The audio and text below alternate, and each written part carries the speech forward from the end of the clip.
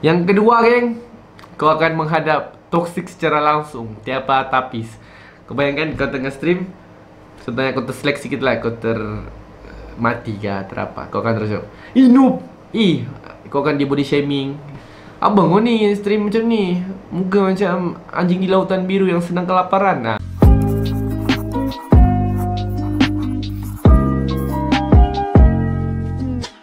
Assalamualaikum semua, welcome back to another video. Dan hari ini bersama lagi kita Ombong Haha. Dan kepada yang tengah tengok ni, mesti hari ni konten memang best gila, geng. Dimana kita akan bahas 3 topik, iaitu content creator, streamer dan juga pro player. Mesti yang tengok video ni mesti salah satu daripada kamu mau jadi salah satu daripada tiga-tiga ni kan, guys. Kan? Betul gak? Betul gak? Betul kamu di video yang betul. Dan ini antara mungkin salah satu akan membuat kamu rasa macam pop. Gitulah, macam pop. Apa yang pop tuh, kamu tengok video ini. So, yang kita akan mulakan dengan bahas topik yang pertama kita, yaitu content creator. Apa content creator tuh, geng? Content creator ni adalah orang yang membuat konten dan dia memiliki audience, tau. Audience tertentu. Dia buat video, dia buat apa-apa pun yang memiliki konten dan memiliki audiens tertentu. Contohnya, dia buat konten game, dia ada audiens gamenya. Contohnya Solos lah, Solos dia buat konten gaming konten kan, so dia punya audiens tu kebanyakannya bermain game. Apa lagi ya? Isa-isap kontennya apa? Bagi-bagi duit kan. So dia punya audiens tu lebih kepada yang ingin mendapatkan penjanakan income, gitulah. Mungkin lah, tak tahulah. Dan contohnya masak-masak, dia punya audience kepada ibu-ibu yang sedang kahwin, yang mau masak-masak. Macam itulah dia punya audience dengan perempuan. Itulah content creator. Content creator ni dia banyak platform, tau. Dia banyak platform. Dan salah satunya ialah paling top ialah YouTube lah, content creator ni. Dia ada juga content creator di TikTok, di Instagram dan juga Facebook. Yang aku faham yang paling tinggi sekarang content creator di YouTube lah. Selain itu dia ada di Facebook pun ada bayar, tapi pembayarannya tidak sama lah macam di YouTube. Sebab aku ada dua platform kan, so aku tahulah benda ni. Tu dia ada di Instagram dia punya konten lain pula, geng. Dia lebih kepada brand deal, tau. Dia konten di brand. Contohnya kau dapat konten brand deal daripada satu brand ni, contohnya Samsung. Dia bayar kamu ni untuk buat konten pakai dia punya handphone begitu. So dia bukan dibayar daripada kau punya Instagram tu, tapi dibayar daripada brand deal. Itu antara konten-konten yang ada di Instagram lah. Kau kena buat konten, contohnya kau kena upload gambar macam tengah pakai handphone tu ke apakah. Itu antara konten di Instagram lah dan juga TikTok. So sebagai content creator di YouTube, itu tadi kita cerita pendapatan ni kalau kamu content creator di Instagram dan juga di TikTok kan. Dan manakala kalau kamu content creator di Facebook, di mana kamu upload video di Facebook dan juga YouTube, kamu akan dapat income melalui kebanyakan ads di dalam kamu punya YouTube tu. Faham gak? So sepanjang video tu dimainkan, berapa banyak iklan dimainkan dalam video kamu tu, maka lebih banyak lah income yang kamu dapat. Ya, soalnya lebih panjang tu video, lebih banyak lah iklan dalam konten tersebut. So kalau kamu tengok video ku, kamu support lah dengan video-video game semua, video-video apa kamu support ya. Jangan lupa support. Gitu. Oke, kesusahan untuk menjadi content creator ni, geng. Content creator ni, antara fasa-fasa yang susah kamu lalui ialah kamu punya genre channel tu. Contohnya kamu buat sesuatu channel tu kan, apa genrenya? Contohnya mau buat gaming konten kah, kamu buat masak-masak kah, mau buat konten prank kah. So susah lah kamu mau pilih. Macam contohnya lah kan, kalau kamu buat terlalu general, banyak betul konten dalam tu, so dia viewers kamu tu lebih susah lah untuk konsisten gitu.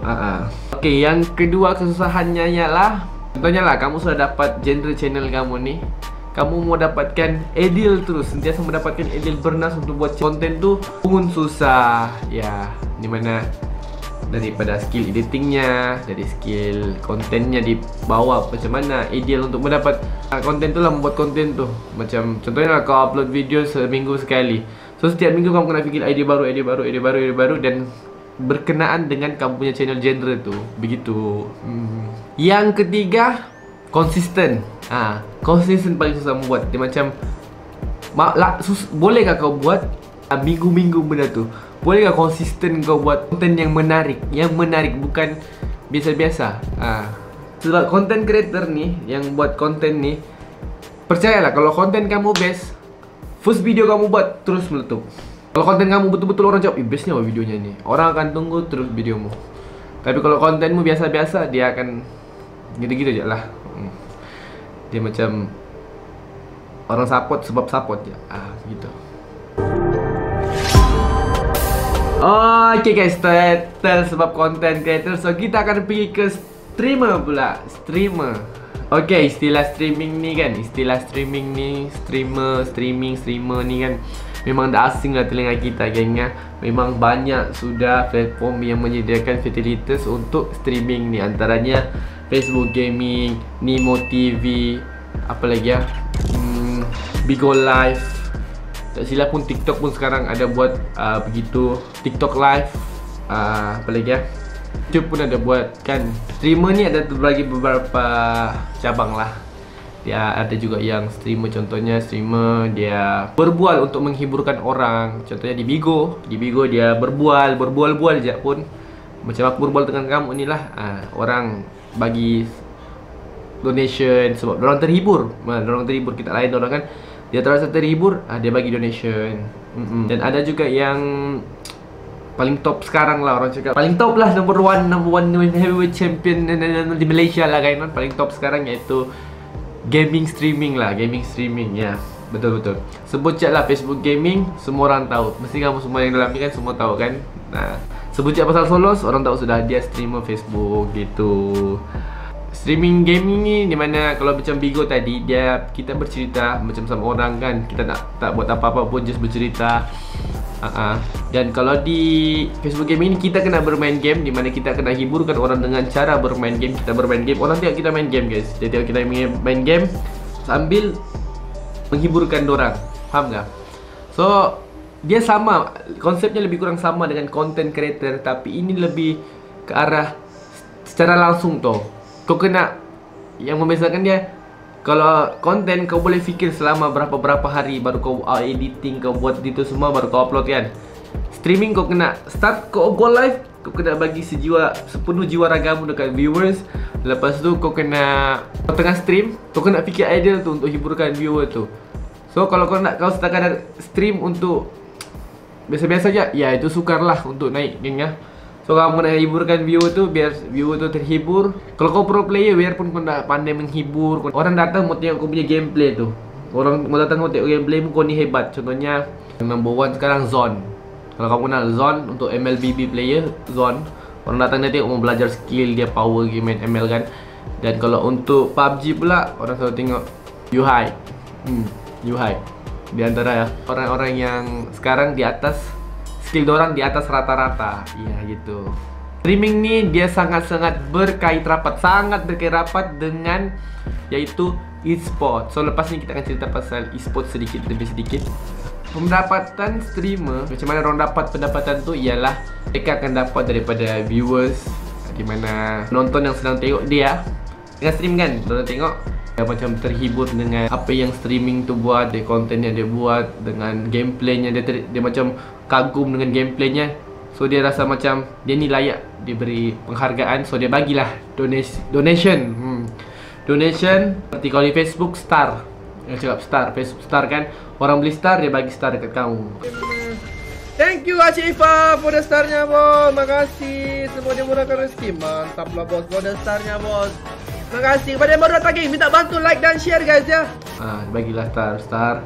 Lepas tu selain itu ada juga yang supporter geng. Supporter di mana menjadi subscribe kau punya channel. Macam supporter tu dia lebih dekat ke streamer lah daripada viewer biasa.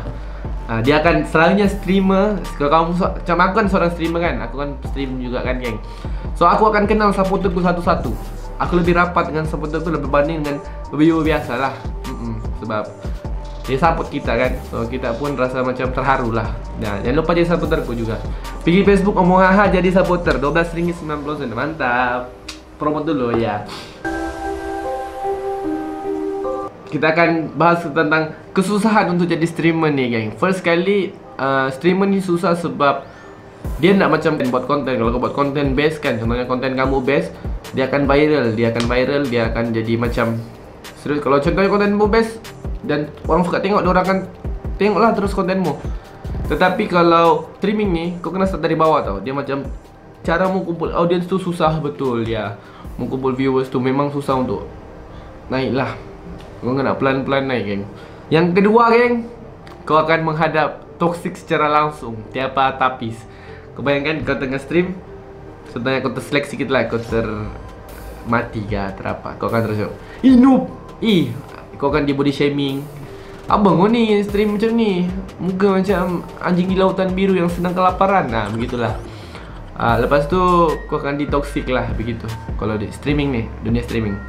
Yang ketiga ialah pendapatannya tidak tetap, guys ya, tidak tetap.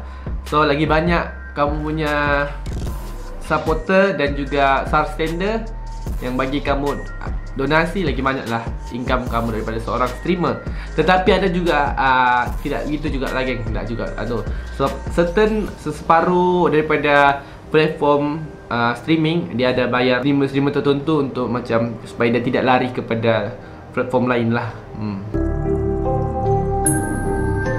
Okay guys, kita sudah cerita 2 topik. So kita akan pergi topik yang terakhir.